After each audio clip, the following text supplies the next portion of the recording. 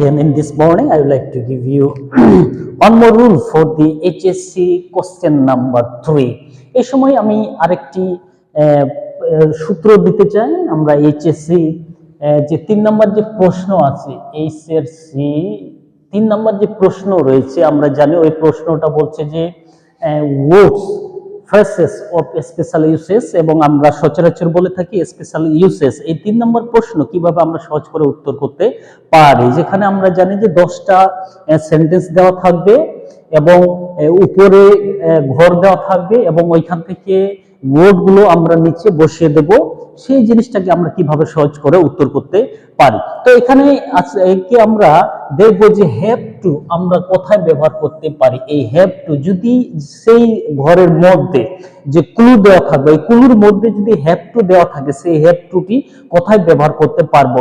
মনে রাখতে হবে হ্যাভ টু শুধু হ্যাভ টু নয়, এখানে হ্যাজ টুও থাকতে পারে বা হ্যাভ টুও কিন্তু হতে পারে। একই জিনিস, কিন্তু এটা পার্সন এবং টেন্সের জন্য ভিন্নতা দেখাচ্ছে। হ্যাভ টু, হ্যাজ টু এবং হ্যাড টু।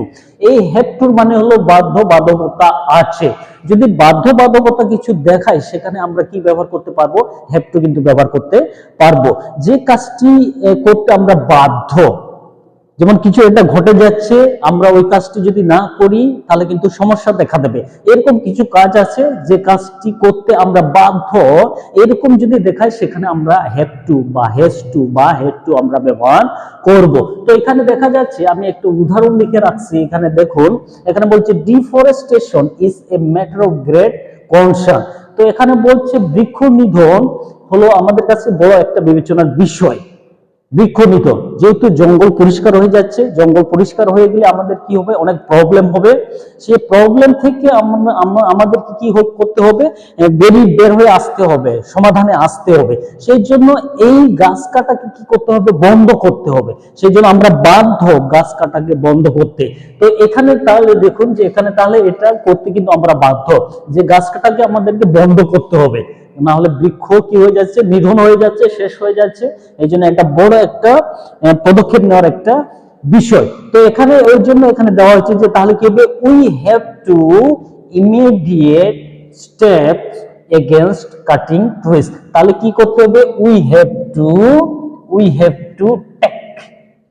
টু টেক, আমাদেরকে নিতে হবে ইমিডিয়েট স্টেপ, আমাদের তাৎক্ষণিকভাবে কিছু পদক্ষেপ নিতে হবে। তাৎক্ষণিকভাবে আমাদের কিছু পদক্ষেপ নিতে হবে। তাহলে এখানে বলছে আমরা বাধ্য কিছু পদক্ষেপ নিতে। কিসের জন্য, এগেইনস্ট কাটিং ট্রিজ, গাছ কাটার বিরুদ্ধে কিছু পদক্ষেপ নিতে আমরা বাধ্য। এখানে বাধ্যবাধকতা দেখাচ্ছে যে গাছ কাটলে আমাদের সমস্যা হবে, আমাদের এনভায়রনমেন্টের অনেক প্রবলেম হচ্ছে। তো এই জন্য তাহলে বলছে যে deforestation is a matter of